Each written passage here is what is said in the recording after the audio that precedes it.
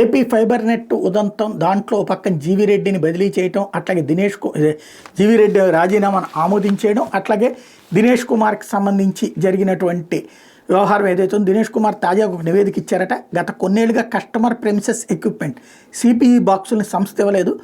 ప్రస్తుతం ఉన్న బాక్సుల జీవితకాలం ముగియడం, వాటికి మరమ్మతులు వస్తే పూర్తి చేయలేని పరిస్థితుల్లో ఉన్నాం. ఏపీ ఫైబర్ నెట్ నుండి పెట్టుబడి లేకుండా కొత్త బాక్సులను అందించడం మీద అంతర్గత కమిటీని ఏర్పాటు చేసాం. ఆ కమిటీ గుజరాత్ విధానాన్ని పరిశీలించింది. ఈ పరిస్థితిలో గత 5 నెలల్లో 9,758 కొత్త కనెక్షన్లు ఇచ్చాం. గత జనవరి నాటికి ఉన్న 4,84,510 కనెక్షన్లకు ఈ వేదనం. పాలన పరంగా ఆర్థికంగా సవాళ్లున్న నెట్వర్క్ను విస్తరించే చర్యలు తీసుకున్నాం.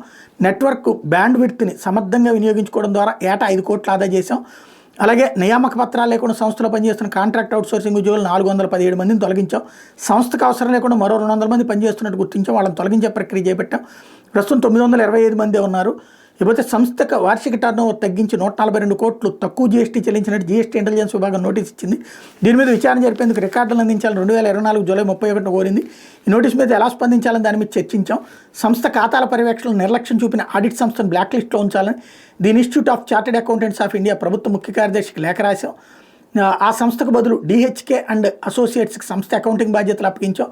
2017-18 నుంచి జీఎస్టీ చెల్లింపుల్లో వ్యత్యాసం 18% వడ్డీ జరిమానా కలిపి 377 కోట్లు చెల్లించాలని 2025 జనవరి 23న జీఎస్టీ నుంచి మరో నోటీస్ అందింది.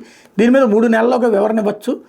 అదే సమయంలో గత ప్రభుత్వంలో జరిగిన అక్రమాల మీద విచారణకు విజిలెన్స్ విభాగం నుండి లేఖ అందగానే సిబ్బందికి ఆదేశాలు ఇచ్చాం. భారత్ నెట్ రెండో దశ ఏపీఎస్ఎఫ్ఎల్ మొదటి దశ పనులు నిర్వహించిన గుత్తేదారులకి బిల్లులు చెల్లింపు నిలిపేయాలని విజిలెన్స్ విభాగం లేఖ రాసింది. 2018-19 మధ్య సీసీటీవీల నిర్వహణ కాంట్రాక్ట్ సంస్థకు 60 కోట్లు చెల్లించాం. వ్యూహం సినిమా దర్శకుడు రామ్ గోపాల్ వర్మ సిఐడిలో నమోదైన కేసు విచారణ జరుగుతుంది. ఇటీవల సిఐడి అధికారులు వచ్చి రికార్డులు కూడా పరిశీలించారు. కాగ్ ఆడిట్కి ముందు ఇంటర్నల్ ఆడిట్ పూర్తి చేయాలి. ప్రస్తుతం ఇంటర్నల్ ఆడిట్ జరుగుతోంది. అది పూర్తయిన తర్వాత కాగ్ ఆడిట్ నిర్వహించాలనుకున్నాం. ఈ లోపుగా ఈయన ఆవేశపడ్డారన్నట్టు చెప్పుకొచ్చారన్నమాట.